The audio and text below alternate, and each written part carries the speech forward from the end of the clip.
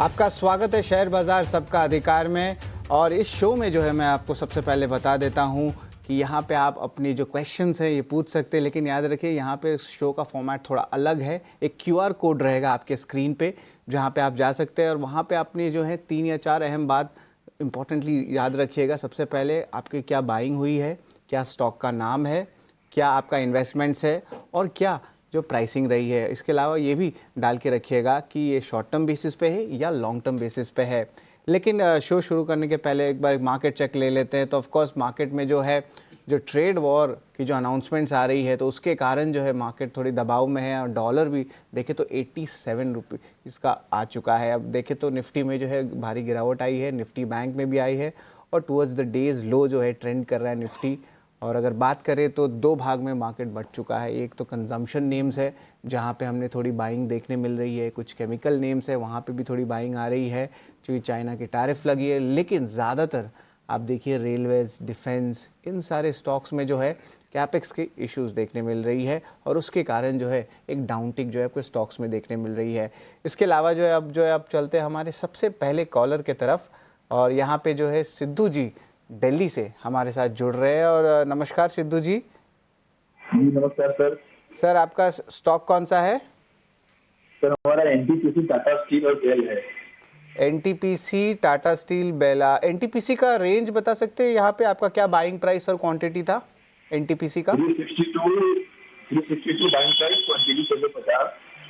अच्छा 62 क्वांटिटी है, 350 में आप लिए हो?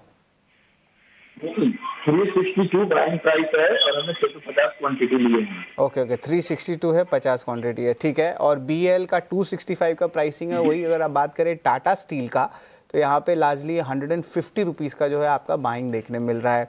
तो ऑफकोर्स भारत इलेक्ट्रॉनिक्स में तो आप प्रॉफिट में ही हैं, टाटा स्टील में लॉस देखने मिल रही है यहाँ पे। तो थोड़ी सी मिक्स सेट ऑफ जो है आपका रिपोर्ट कार्ड देखने मिल रहा है। लेकिन सिद्धू जी ज़रा बताएं कि ये लंबे अवधि के लिए आपके तीनों स्टॉक्स लिए हैं कि आपको शॉर्ट टर्म बेसिस के कुछ टारगेट्स चाहिए?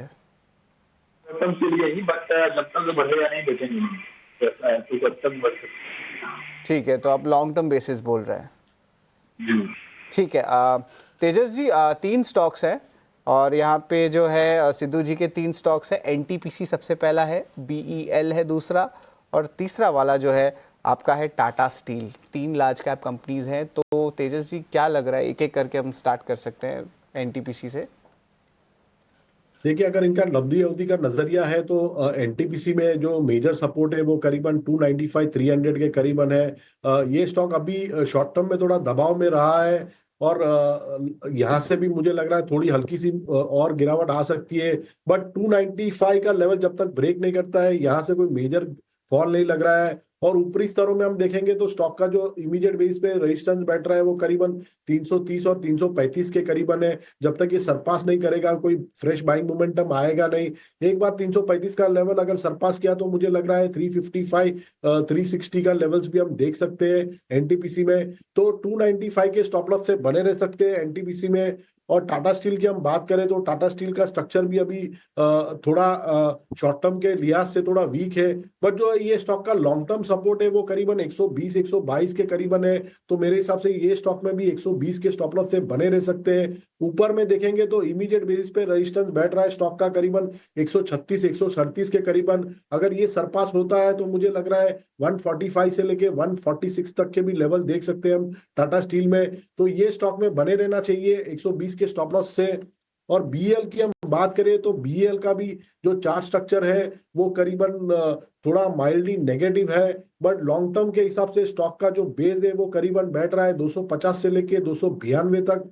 तो जब तक ये 250 के ऊपर ट्रेड कर रहा है मेरे हिसाब से लॉन्ग टर्म में बने रह सकते हैं।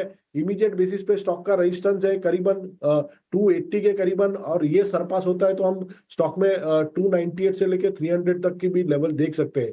तो तीनों स्टॉक्स में बने रहने की राय है from a long term perspective.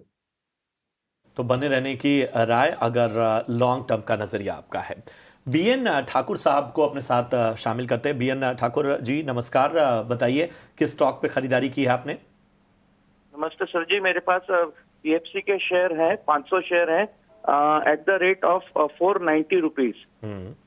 490 ना? हाँ 490 के रेट पे 500 शेयर है पीएफसी के। ठीक है ठीक है, ये थोड़ा क्या मैंने दुरुस्त अभी करेंगे, एवरेज 425 नहीं 490। हाँ बताएं। मैं होल्ड कर सकता हूँ सर 12 से 18 महीने। ठीक है, ऑलरेडी आपने समय इसमें दिया हुआ है, कब खरीदारी की थी आपने? सर ये मेरे पास 475 में, 425 में नहीं, और ठीक। ये मैंने हो गया करीबन 5 महीना हो गया, 552 से एवरेज कर रहा हूँ सर मैं। ठीक है ठीक है ठीक है, जाहिर सी बात है कि इतना पेन जो है वो इस स्टॉक में इन्होंने समय देते हुए देखा है, तो अब और ज़्यादा 12 से 18 महीना दे सकते हैं। तेजस, अगर हम बात करें पावर फाइनेंस शेयरों की, हालांकि अभी आप एनटीपीसी पे भी राय दे रहे थे, लेकिन पीएफसी और आरईसी जो हैं वो रिटेल इन्वेस्टर्स की पसंद रहे हैं और अच्छा खासा रिटर्न भी दिया, लेकिन पिछले कुछ वक्त से हम देख रहे हैं कि लगातार पेन झेल रहे हैं, और आज भी हम देख रहे हैं कि लगभग 5% टूटा हुआ है। हालांकि हमारे जो इन्वेस्टर हैं उनका नज़रिया 12 से 18 महीने का है, 475 के स्तर पे इन्होंने खरीदारी की हुई। बताएं क्या करना चाहिए? देखिए प्रशांत जी, अगर इनका लंबी अवधि का नजरिया है तो मैं इनको दो स्टॉप लॉस बताऊंगा। पहला जो है वो करीबन 351 के करीबन है, जो इसका इमीडिएट बेसिस पे सपोर्ट है, और जो मेजर सपोर्ट है 1 या 2 साल के नजरिए के हिसाब से वो करीबन बैठ रहा है 328 के करीबन। तो अगर इनका इतना अगर 1 से 2 साल का नजरिया है तो ये जो मैंने स्टॉप लॉस दिया है वो अपने रिस्क एपेटाइट के हिसाब से लगा के बने रह सकते हैं स्टॉक में। हालांकि इन शॉर्ट रन हमें लग रहा है ये स्टॉक में थोड़ा दबाव बना रहेगा, और ऊपर में अगर देखेंगे तो 440 और से लेके 450 का एक मेजर रेजिस्टेंस जोन है। जब तक ये सरपास नहीं होगा कोई मेजर रैली नहीं आएगी स्टॉक में। तो मेरे हिसाब से लॉन्ग टर्म के हिसाब से बने रह सकते हैं, जो स्टॉप लॉस मैंने बताया उस हिसाब से। ठीक है, तो यह राय तेजस जी की तरफ से पीएफसी पर आपको अहम लेवल से भी दे दिए गए हैं। तो चलिए, ये सीज़न है रिजल्ट्स का, तो इसी के चलते हम पीएनबी पर भी डिस्कस करेंगे। पीएनबी के तीसरी तिमाही नतीजों पर चर्चा के लिए हमारे साथ जुड़ गए हैं पीएनबी के एग्जीक्यूटिव डायरेक्टर कल्याण कुमार। कल्याण जी, बहुत बहुत शुक्रिया हमारे साथ जुड़ने के लिए। तो मेरा पहला सवाल आपसे लोन ग्रोथ को रहेगा। लोन ग्रोथ हम देखें तो काफ़ी अच्छा रहा है, जो आपने गाइडेंस दिया था उस रेंज से भी थोड़ा ज़्यादा रहा है। अब आगे चल के अगर हम Q4 की बात करें तो यूजुअली Q4 बैंक्स के लिए थोड़ा स्ट्रांग रहता है, तो क्या ऐसा कह सकते हैं कि आने वाले इस Q4 में भी ग्रोथ जो है वो आपकी गाइडेंस से थोड़ा ऊपर ही एक्सपेक्ट किया जा सकता है? पंजाब नेशनल बैंक का ग्रोथ जो Q3 का रहा वो करीब 14.8% था ईयर ऑन ईयर, और हमने जो गाइडेंस दिया था 11 से 12% का था। तो आपकी बात सही है कि हमने जो गाइडेंस दिया था उससे बेटर परफॉर्म किए। और जिस तरह की अपॉर्चुनिटीज अभी मार्केट में हम लोग देख रहे हैं, जिस तरह का सिचुएशन है खासकर रेम सेक्टर में एंड ऑल्सो इंफ्रास्ट्रक्चर सेक्टर में, तो हमें इस बात में कोई डाउट नहीं है कि मतलब हम इस ग्रोथ रेट को मेंटेन कर पाएंगे। अगर इससे ज्यादा नहीं तो कम से कम ये ग्रोथ रेट हमारा मेंटेन रहेगा इस क्वार्टर में भी। जी बिल्कुल। कल्याण जी, एक और सवाल है कि डिपॉजिट ग्रोथ जो है लार्जली अब जो है टर्म डिपॉजिट सेगमेंट यहाँ पे देखने मिली है। हालांकि देखा जाए तो जो कॉस्ट ऑफ डिपॉजिट है यहाँ पे 7 बेसिस पॉइंट से जो है सीक्वेंशियल बढ़ा है। जो कासा रेशियो देखा जाता है वहाँ पे भी थोड़ी प्रेशर आ रही है। और ओवरऑल ये नंबर्स आपको क्या लगता है आगे जाते हुए, खासकर कि कौन से वो आंकड़े रहेंगे या क्या वो मेजर्स रहेंगे जिस तरह आप जो कासा का ग्रोथ है वापस ले आएंगे, तो कैसे इस पे आपकी इम्पैक्ट रहेगी? ये बात सही है, चूंकि term deposit interest rate driven है, और अभी इंटरेस्ट रेट कासा के रेट में और टर्म डिपॉजिट के रेट में अंतर होने की वजह से हमारा बहुत सारा कासा अकाउंट्स टर्म डिपॉजिट की तरफ कन्वर्ट हुए। ये बात सही है, जो प्रेशर हमें कॉस्ट ऑफ डिपॉजिट पे भी देखने को मिल रहा है। लेकिन कासा को बढ़ाने के लिए हमने पंजाब नेशनल बैंक में कई कदम उठाए हैं। जैसे हमने इसके लिए एक सेपरेट वर्टिकल बनाया है, बिजनेस एक्विजिशन रिलेशनशिप मैनेजमेंट, और करीब 500 से 600 मार्केटिंग ऑफिसर इसके लिए बहाल किए गए हैं। और टेक्नोलॉजी में हम कस्टमर रिलेशनशिप मॉड्यूल एक लेके आए हैं, जिसमें कि लीड मैनेजमेंट, और हमारे जो मार्केटिंग ऑफिसर है वो सेगमेंट वाइज है। करंट अकाउंट के अलग मार्केटिंग ऑफिसर हैं, सेविंग के अलग मार्केटिंग ऑफिसर हैं, और हमने बहुत तरह के प्रोडक्ट्स बनाए हुए हैं। जैसे सैलरीड कस्टमर के लिए अलग प्रोडक्ट्स हैं, पेंशनर के लिए अलग प्रोडक्ट्स हैं, यंग जो एंटरप्रेन्योर्स हैं उनके लिए अलग प्रोडक्ट्स हैं।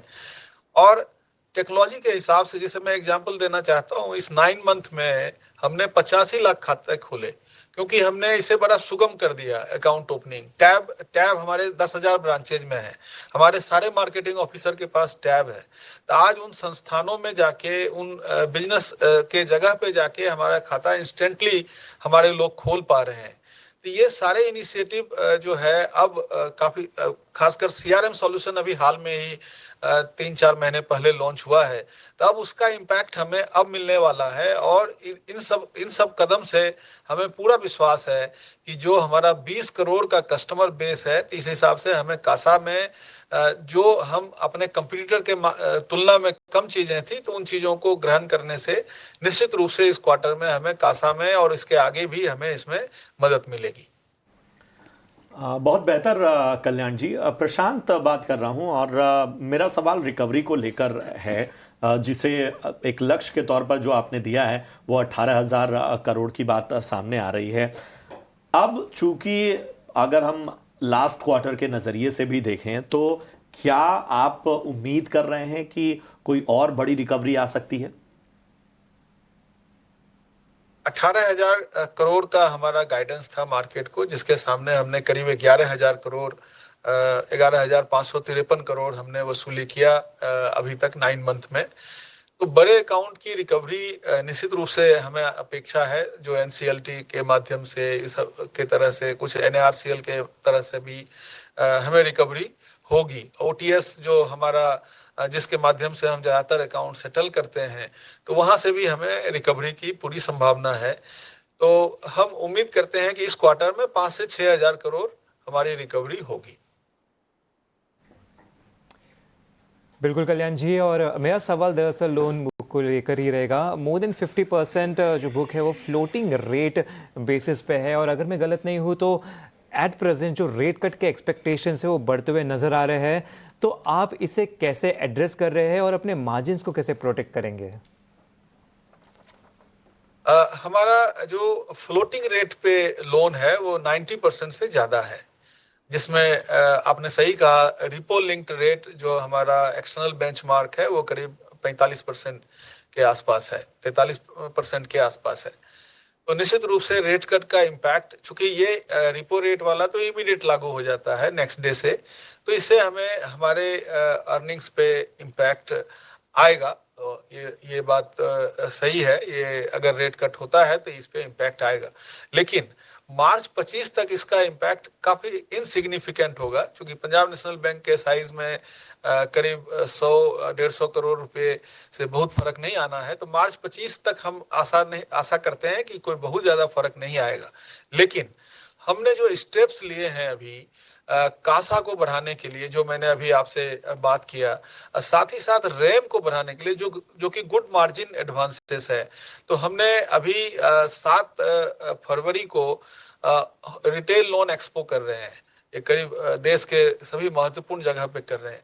एमएसएमई के लिए करीब 200 सेंटर्स पे, क्लस्टर्स में हम लोग कस्टमर आउटरीच प्रोग्राम कर रहे हैं, जहां पे बड़े ही मतलब कि फोकस ढंग से हम मार्केटिंग करके और बढ़िया अमाउंट बिजनेस का हम गार्नर करने की उम्मीद कर रहे हैं।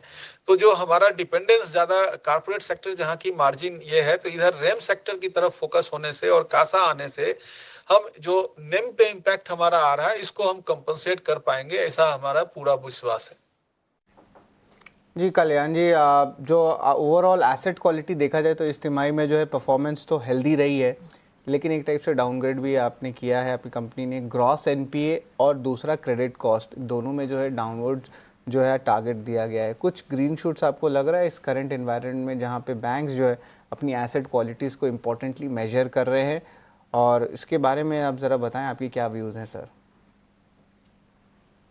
एक्चुअली ये बात सही है कि एसेट क्वालिटी में पंजाब नेशनल बैंक ने काफी इम्प्रूवमेंट किया है दोनों तरफ। जो हमारी खराब अस्तियां हैं, जो एनपीएस हैं, उसमें रिकवरी प्रोसेस हमने बढ़ाया। और मैं आपको एक एग्जांपल देना चाहता हूं कि अमलगमेशन के बाद 1 जुलाई 20 से लेकर 31 दिसंबर 2024 तक हमने करीब 9.80 लाख करोड़ लोन सैंक्शन किए, जिसमें 9 लाख करोड़ डिसबर्स हुए और आज के डेट में उसका आउटस्टैंडिंग 6.80 लाख करोड़ है, जो हमारे लोन बुक का 60% है। और इसमें एनपीए केवल 2,781 करोड़, जो कि 0.31% है।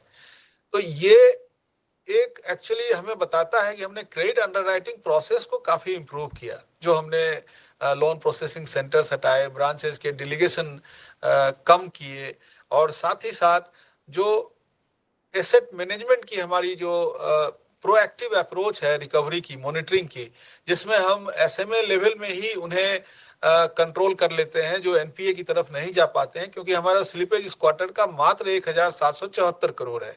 और हमारा जो स्लिपेजेज है वो रिकवरी हमारी उससे 2 गुना से ज्यादा अधिक है।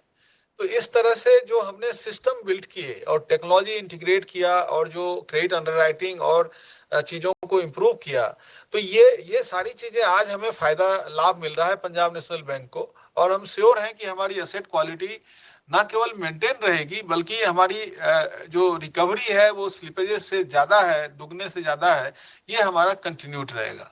तो हमें कोई अपेक्षा, मतलब इस बात का अंदेशा नहीं है कि हमारा जो है एसेट क्वालिटी पे कोई इम्पैक्ट आने वाला है आने वाले वक्त में। जी बिल्कुल, धन्यवाद कल्याण जी, आपने जो है हमारे साथ जुड़े अपनी बैंक की जो है थर्ड क्वार्टर की अपडेट्स बताए और इम्पोर्टेंटली ये भी बताया कि जो एसेट क्वालिटी है वहाँ पे चिंता नहीं है। धन्यवाद सर, और आशा करते हैं कि आपको फिर से हम आमंत्रित करें। लेकिन ऑफ कोर्स तेजस जी, ज़रा पीएनबी पे भी एक कॉल ले लेते हैं। नंबर्स की बात करें तो यहाँ पे डिसेंट सेट ऑफ नंबर्स आए, बट ऑफ कोर्स थोड़ी सी क्रेडिट कॉस्ट की जो गाइडेंस है वो ज़रूर गिराई है और एसेट क्वालिटी का भी थोड़ा डाउनवर्ड गाइडेंस आया है।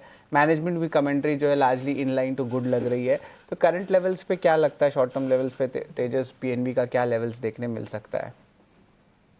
देखिए, अगर शॉर्ट टर्म की हम बात करें तो चार्ट स्ट्रक्चर वीक है। स्टॉक अभी भी लगातार लोअर टॉप लोअर बॉटम का फॉर्मेशन बना रहा है और 50 दिन की जो मूविंग एवरेज है उसको सरपास नहीं कर पा रहा है। बट अगर इसका लॉन्ग टर्म का अगर चार्ट देखेंगे तो 90-92 के करीबन काफी अच्छा बेस है स्टॉक का। जब तक ये ब्रीच नहीं होता है कोई मेजर फॉल एक्सपेक्ट नहीं करेंगे हम स्टॉक में। और एट द सेम टाइम ऊपर में 105 107 के करीबन काफी स्ट्रॉन्ग रेजिस्टेंस है। जब तक ये ब्रीच नहीं करेगा ऑन दी अपसाइड, मुझे लग रहा है ये कंसोलिडेशन है वो जारी रहेगा। तो ब्रॉडर रेंज जो है स्टॉक की वो करीबन 90 से लेके 107 के करीबन है। बिल्कुल इंपॉर्टेंट लेवल्स पीएनबी की तेजस बताते हुए। लेकिन अब हम लेते हैं एक छोटा सा ब्रेक। तीसरी तिमाही में एलआईसी हाउसिंग ने मिले जुले नतीजे पेश किए। ब्याज से आय 7% घटी, लेकिन मुनाफा 11% बढ़ा।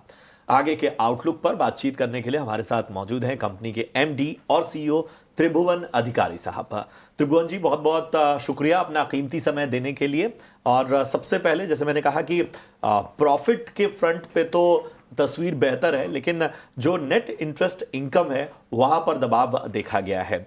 इसके पीछे की वजहें क्या आप देख रहे हैं, और जो खास तौर पे डिसबर्समेंट और सैंक्शंस हैं वो किस तरह के रहे हैं? डिसबर्समेंट्स इस क्वार्टर में करीबन 15,475 करोड़ के हमने डिसबर्समेंट किए हैं पूरे क्वार्टर 3 में। अगर हम पिछले साल के इसी क्वार्टर से तुलना करें तो पिछले साल इसी क्वार्टर में 15,184 करोड़ के डिसबर्समेंट हुए थे। तो लगभग 2% के आसपास की ग्रोथ है। ग्रोथ थोड़ी सी कम है, बट ओवरऑल बिजनेस ओवरऑल बात कर रहे हैं तो यस, जहां तक हमारे प्रॉफिट्स हैं, प्रॉफिट्स में हमारा इजाफा है। करीबन ईयर ऑन ईयर की हम बात करें तो लगभग 24% का ग्रोथ है। Quarter on quarter I think 15% के आसपास है। तो ओवरऑल क्वार्टर ठीक रहा है। मैं ये नहीं कहूंगा कि क्वार्टर खराब है, क्वार्टर ठीक रहा है। हमारे एसेट क्वालिटी में काफी कुछ इंप्रूवमेंट हुआ है, देखने को मिला है। तो मैं संतुष्ट हूँ क्वार्टर की परफॉर्मेंस से। बिल्कुल त्रिभुवन जी, तो मेरा अगला सवाल दरअसल बेंगलुरु और हैदराबाद के इश्यूज को लेकर है। यहाँ का जो मामला था उसका कितना असर पड़ा और आगे क्या एक्सपेक्ट किया जा सकता है? हाँ, ये क्वार्टर 3 में हमारे दो मुख्य शहर में अगर कहूँ जो हमको अच्छा बिजनेस देते हैं, लगभग 35% बिजनेस देते हैं, वो है हैदराबाद और बेंगलोर। हैदराबाद क्वार्टर 3 में थोड़े बहुत इश्यूज क्वार्टर 3 की शुरुआत में थे हमारे पास में। हैदराबाद में नई रियल एस्टेट रेगुलेटरी बॉडी का गठन किया था सरकार ने, हाइड्रा के नाम से। और जो उसने जो आते ही डेमोलिशन काफी कुछ कराया है, उससे बोरोवर सेंटिमेंट प्रभावित हुआ, जिसकी वजह से हैदराबाद में कुछ हमें दिक्कतें आई लोन डिसबर्समेंट्स में, यानी कि डिमांड में। बैंगलोर में इशू कुछ अलग था। बैंगलोर में सरकार ने निर्धारित किया है कि कोई भी प्रॉपर्टी का रजिस्ट्रेशन, यानी कि सेल डीड का रजिस्ट्रेशन इलेक्ट्रॉनिक माध्यम से होगा। एक ई खाता, इलेक्ट्रॉनिक खाता सिस्टम का इन्होंने की शुरुआत की है। टेक्नोलॉजिकल प्लेटफॉर्म है और दुर्भाग्यवश ये प्लेटफॉर्म बहुत सुचारू रूप से काम नहीं कर पाया है और बहुत बड़ी संख्या में प्रॉपर्टी रजिस्ट्रेशन पेंडिंग है। और जैसे कि आप जानते हैं कि हाउसिंग फाइनेंस इंडस्ट्री में जब तक प्रॉपर्टी रजिस्ट्रेशन ना हो तो लोन का भुगतान नहीं किया जाता है। तो काफी कुछ सैंक्शन लोन्स हैं हमारे पास जिनका हम भुगतान नहीं कर पा रहे हैं इस वजह से, क्योंकि ई खाता नंबर इश्यू नहीं हुए हैं और प्रॉपर्टी का रजिस्ट्रेशन नहीं किया जा रहा है। तो उसकी वजह से यस, धक्का जरूर लगा है हमें Q3 में। शायद अगर ये 2 इश्यूज ना होते तो शायद 1000 करोड़ का एडिशनल डिसबर्समेंट हमको देखने को मिलता है इस क्वार्टर में। बिल्कुल, बहुत बहुत शुक्रिया त्रिभुवन जी हमारे साथ जुड़ने के लिए और अपने कारोबार पर चर्चा करने के लिए।